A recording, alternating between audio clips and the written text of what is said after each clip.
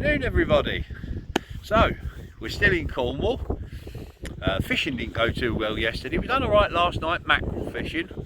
We had a nice little feed for supper, so that was good. But we've come down now. It's been low tide for about an hour and a quarter, hour and 20 minutes, and we're just waiting for the tide to start flooding. I've got the river, the Loo River, behind me, as you can see. And what happens is, about a quarter of a mile away at the mouth of the river, all the mullet are there, all shoaled up. I've just been down there and seen them all. They're all shoaled up, the water's absolutely bubbling, and their only intention is to get up this river about a mile and a half round and feed. There's all the algae and the mud and everything they love up there. They'll get up there, they'll gorge themselves, and then when the tide starts to retreat, they'll start to make their way back out into the channel. So my goal today is to intercept them. When they start to run up river, I'm going to wade into the middle of the river. It's only not even knee deep. By the time they finish running, it will be a little bit over knee deep. It's quite a strong running river, so if you're in one of those yourself, if you decide to give this a try, always safety first. I've got exit points right on the bank there.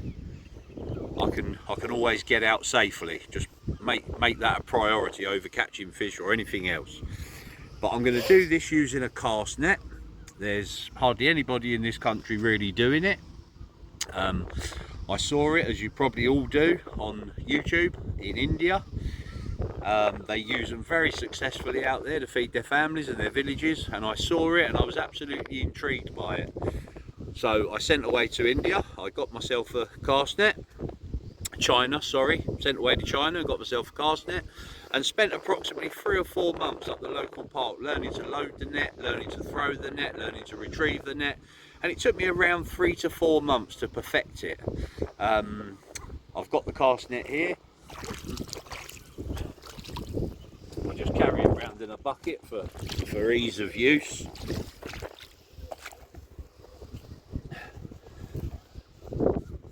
And then all we do, we just make sure, there's loads of different ways to load a net depending on your size, your strength, your ability, so it's really up to you. There's hundreds of YouTube channels that show you how to load these, normally American. They show you how to load them in different ways. Mine's got a wrist strap, so there's no chance of me losing this net and fouling the propellers of the boats that are here. And then all we do, we want about 2 foot open right hand, or left hand if you're left-handed. If you're left-handed, you'll wear the strap on your left hand too. And then we just take 2 foot and we just lay it over our hand, catching it with your thumb as it goes.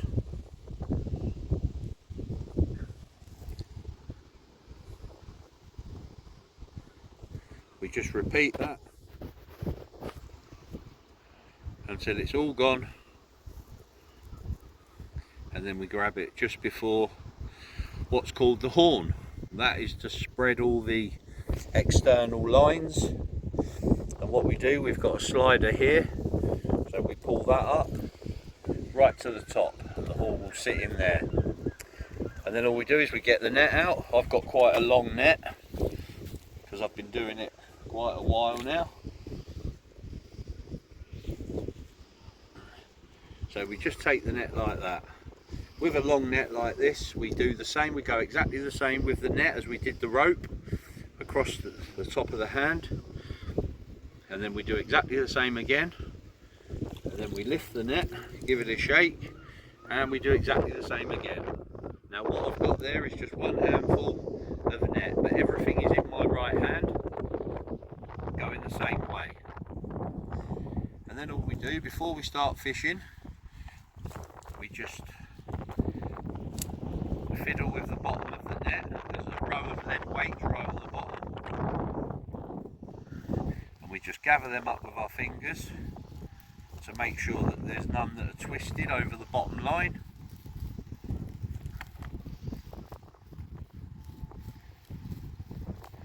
Because if they're twisted, which these are not, you'll throw your net and it won't open.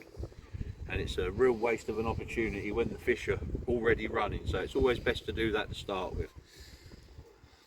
Then what we do is we drop the net naturally like that, and the point that's furthest away from our right hand, we take that about 8 inches from the bottom, and we just finger the net into one hand, into our left hand.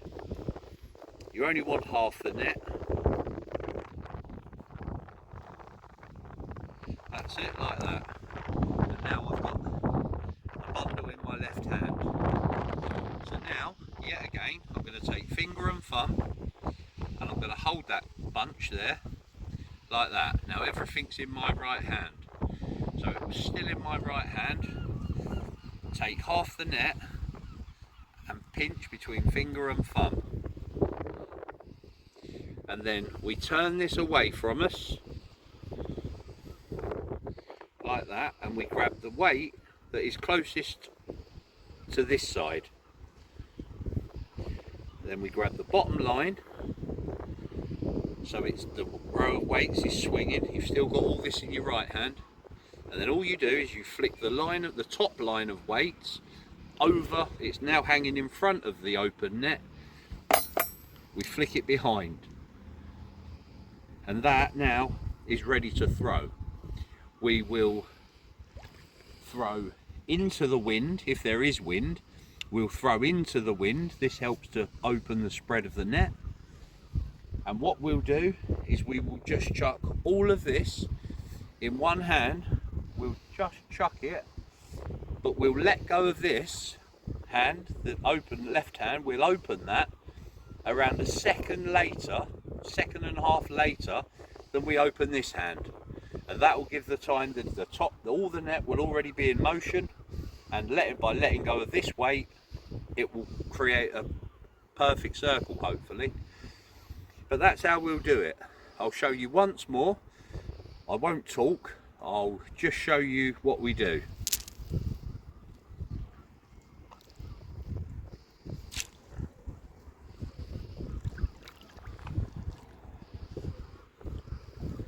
So we take all the rope in our hand.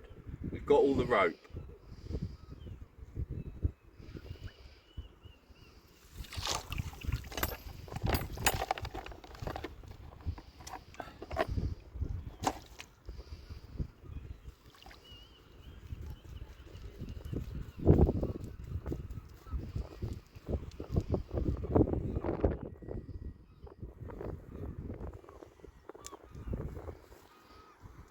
And that's literally all there is to it. It takes me 10-15 seconds to load it, and I'm ready to throw again.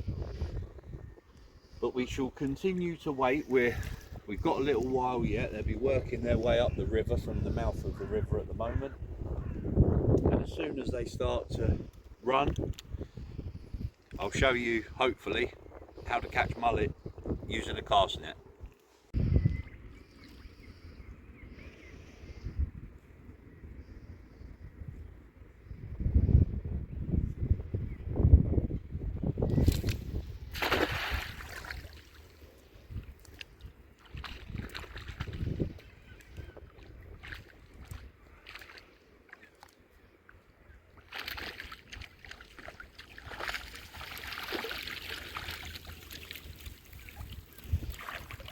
There's a few nice mullet there, and that's how we do it. They will get caught in the net, the bottom of the net's closed.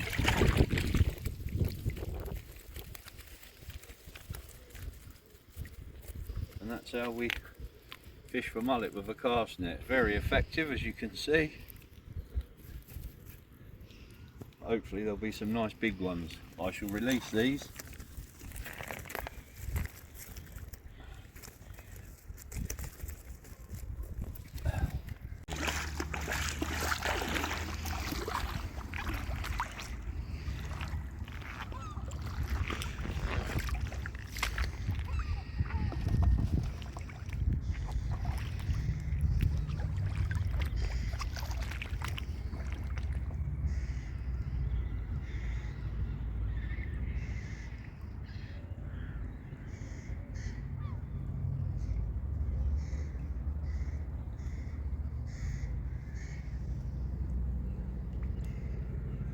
I'd get a nice bass.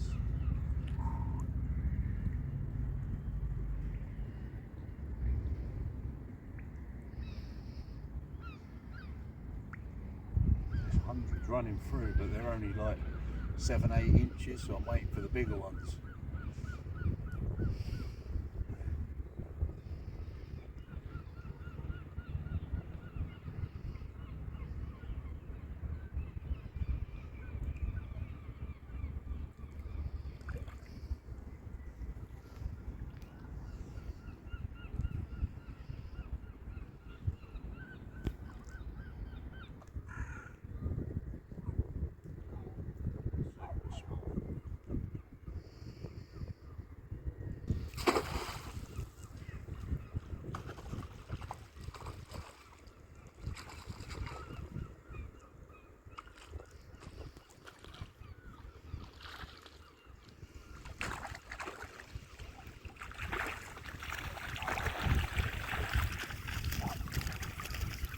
Big one on there.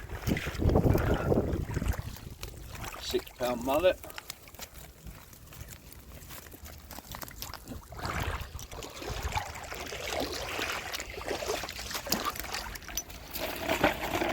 Need a bigger bucket. We're going to need a bigger boat.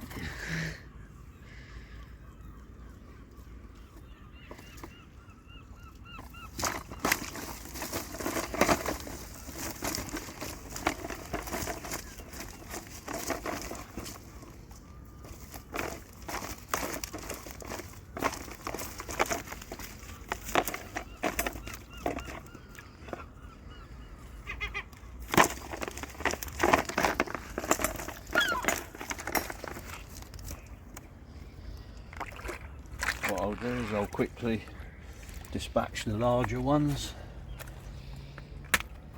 Homemade priest, lead filled, kills the fish outright and very, very quick.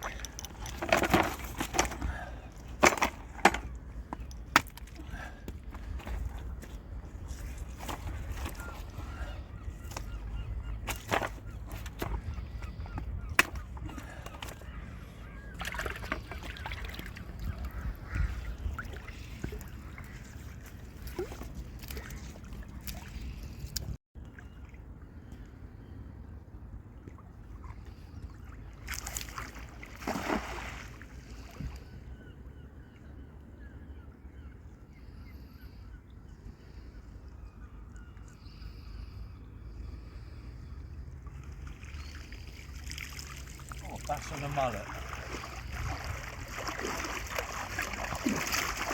There's the bass. And there's the mullet. I'll take them up on the bank.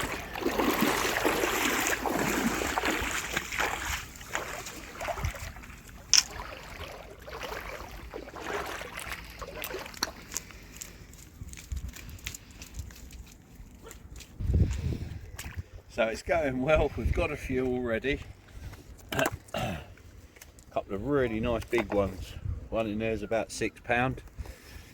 It's a brilliant way to fish. It's very sustainable.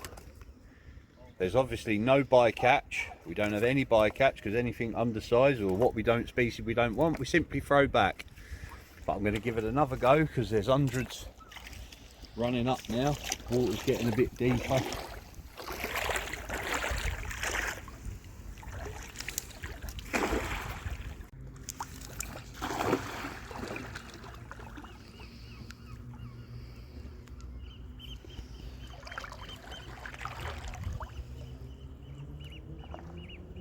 was right on top of that.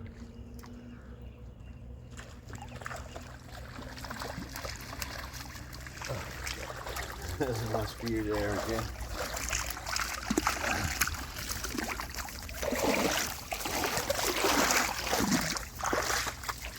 Can you just bring that bucket, Bubba? Yeah, we've got a few bass there. They're undersized, so all we do when I say there's no bycatch, we literally let them go.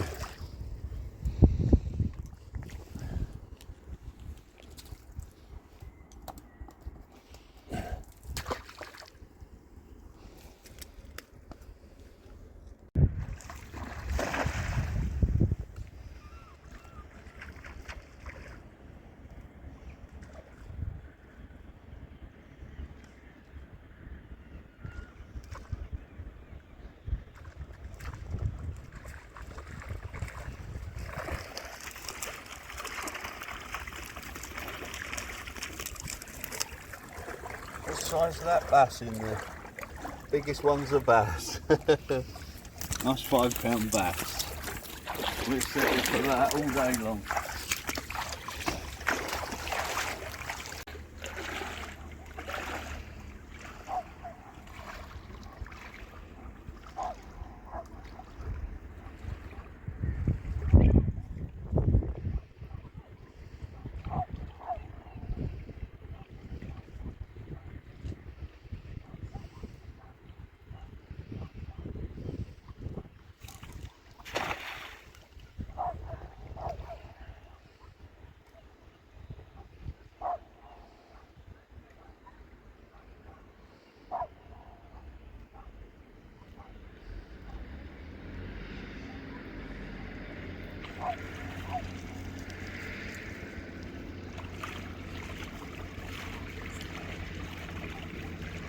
This mullet, they're massive. Absolutely massive.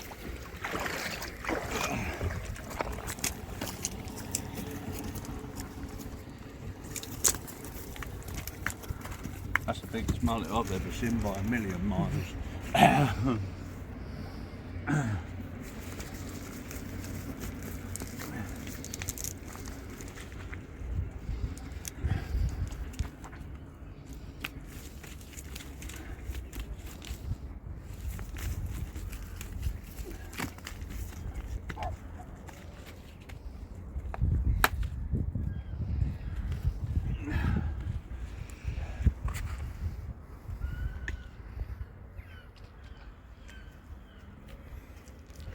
What a beauty.